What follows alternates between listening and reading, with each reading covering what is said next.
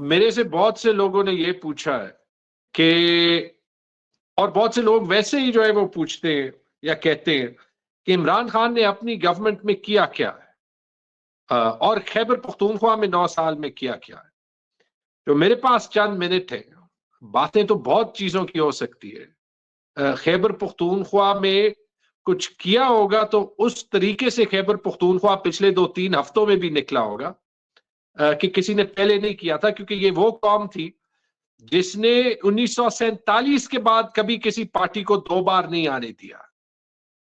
اور نہ صرف ہم عمران خان کو 2 بار لائیں، انشاءاللہ تیسری بار تو ریکارڈ نمبرز میں لائیں گے. عمران خان نے خیبر پختونخوا کے لیے تو بہت کچھ کیا ہے، اس کی بیسس میں پورے پاکستان میں بھی آیا. انشاءاللہ 8 فروری کو آپ کی سپورٹ کے ساتھ پی ٹی آئی دوبارہ بھی آئے گا.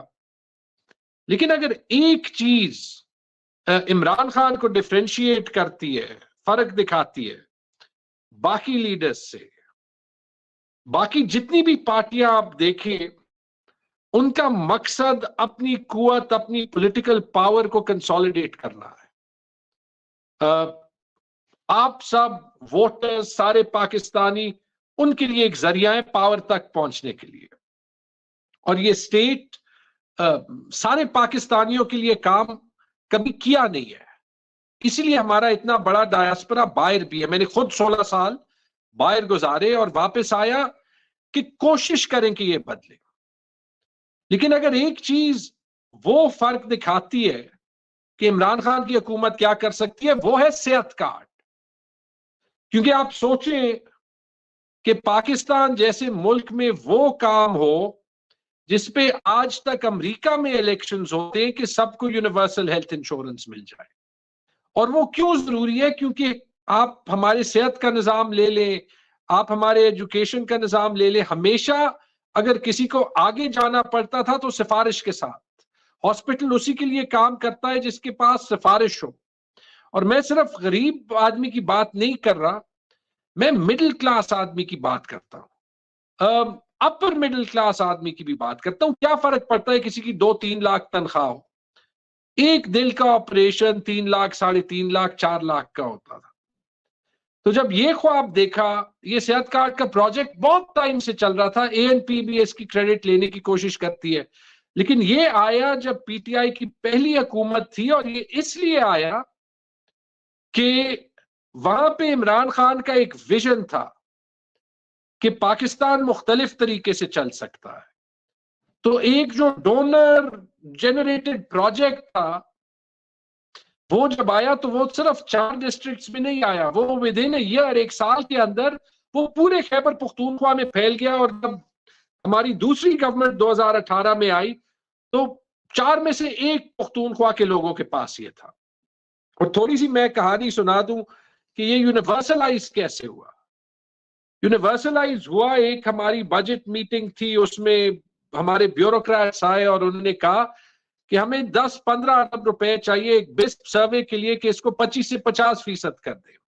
اور میں اس وقت ایز فائنانس منسٹر بیٹھا تھا، اور میں نے کہا جب 15 ارب روپے سے ہم 25% لوگوں کو ڈالیں گے سروے کے ساتھ تو ہم سب کو کیوں نہیں ڈالتے. اور وہ پھر ہم نے 1 سال کام کیا. جب اس کی بیڈنگ ہوئی تو مجھے یاد ہے یہ کمپنیز مان ہی نہیں سکتی تھی کہ ایسے ہو سکتا ہے کہ یونیورسل ہیلتھ انشورنس ہو. جب کانٹریکٹ ہوا، اور یاد رکھیں اتنا بڑا کانٹریکٹ خیبر پختونخوا کی تاریخ میں نہیں ہوا ہوگا، 1 انگلی نہیں اٹھی، 20 ارب روپے کے سال کا کانٹریکٹ تھا.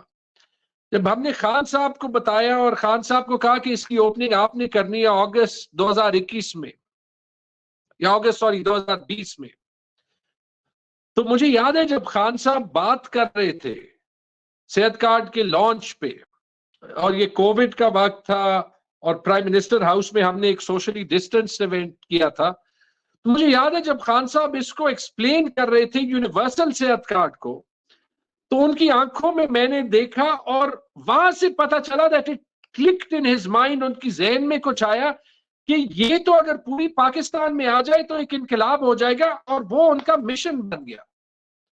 تو ہم نے خیبر پختونخوا میں نومبر 2020 اور فروری 2021 کے درمیان میں لانچ کیا.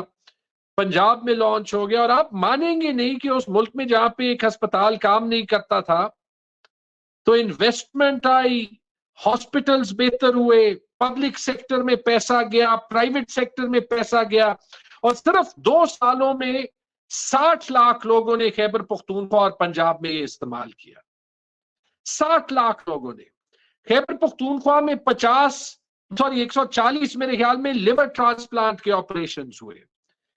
हमारा जो कार्डियोलॉजी इंस्टीट्यूट था वो चलता ही सेहत कार्ड पे था, और वो लोग जो कभी हार्ट बाईपास का सोचते थे तो ये सोचते थे कि पैसे नहीं है तो जान की बाजी लगाएं, वो विदाउट थिंकिंग वो प्राइवेट हॉस्पिटल जा सके, पब्लिक हॉस्पिटल जा सके।